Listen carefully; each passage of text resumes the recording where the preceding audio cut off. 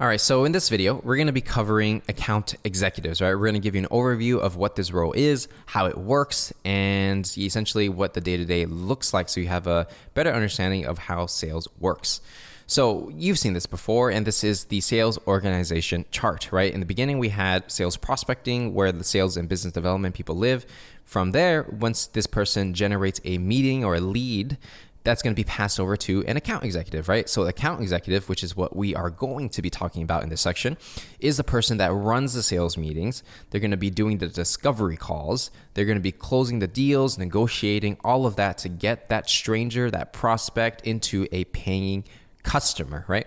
And usually the account executive is not super involved in the account management process. Sometimes they are, but typically, this role, it's all about closing new business, right? Net new business, not necessarily upselling people. So let's go ahead and get into the account executive responsibilities. And now account executive, also known as an AE, the main role is to qualify prospects and close new clients. Very important that you understand it's all about closing new clients, right? Not upselling, not cross-selling, that's account management. It's all about closing new people, right? So either an SDR or an AE will generate the lead, but the AE is really responsible for closing the deal. Now, depending on the company you're working at, sometimes an account executive will have to generate their own leads. They have to do the outbound prospecting, cold calling, and things like that if there's no one else to do it. And I did that when I started my sales career. And so a lot of times this is quite common actually. But if the sales organization really knows what they're doing, they're going to have a team of SDRs, they're going to have a team of AEs, and then they work together, right? So if you start as an AE, especially at a smaller company, just know that you might have to do both at the same time. But you're going to be measured not by how many leads you generate, but how many deals you actually close. So that's going to be the holy grail metric. And an AE, you want to think of it like a quarterback, right? They're the quarterback of a deal, meaning they're the main person of contact for the prospect and for the client that they're trying to close, right? So the AE will have the main relationship. If there's anyone else that needs to be involved, the AE is going to invite them, whether it's going to be lawyers to look over contracts, sales consultants or sales engineers, anyone technical. The AE is the one in charge that's going to bring everybody to the table so that both sides can actually get a deal done, right? And because there's a lot of pressure with the AE, that's why the AEs typically get paid the most at a company, because they're the ones that really it's kind of like they own a piece of the business, right? They're almost like a CEO in a sense of their territory, and they're the ones that are closing new clients. So an AE, they're going to be that one that, runs a meeting. They're going to lead every conversation. They're going to do the presentations, demonstrations, negotiation, and closing.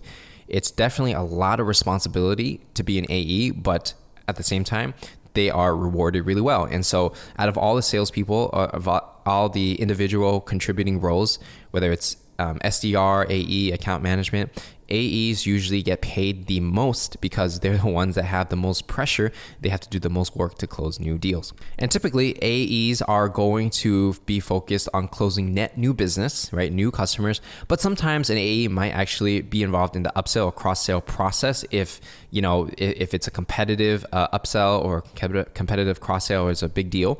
AEs might be involved if it's in their territory at the company.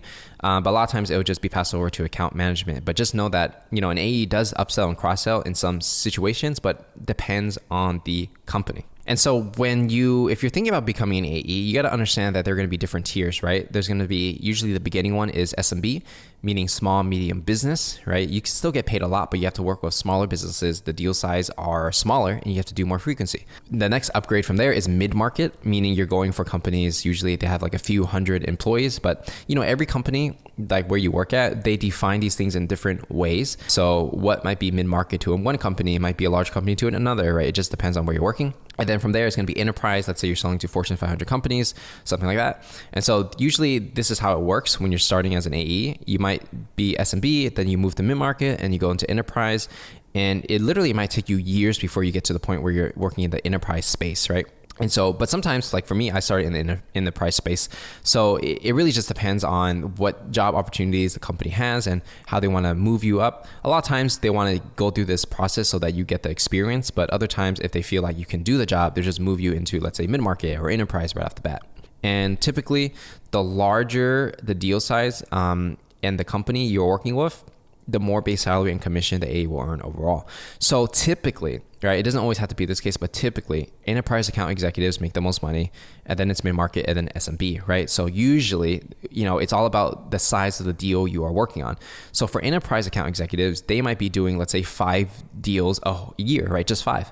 But maybe each deal is worth a lot of money, and so they're going to get a good percentage of each deal. Whereas for SMB, maybe you're closing 20 deals every month, but each deal is smaller and you're only getting a small percentage. And so that's why it's high frequency, right? So typically people want to move up the ladder where it's less frequency, higher deals, more stakes, higher level decision makers. And usually when you get to this point, this is where you'll be making the most money. And so that said, that's going to be a high level overview of the account executive role. And I'll go ahead and see you in the next lesson.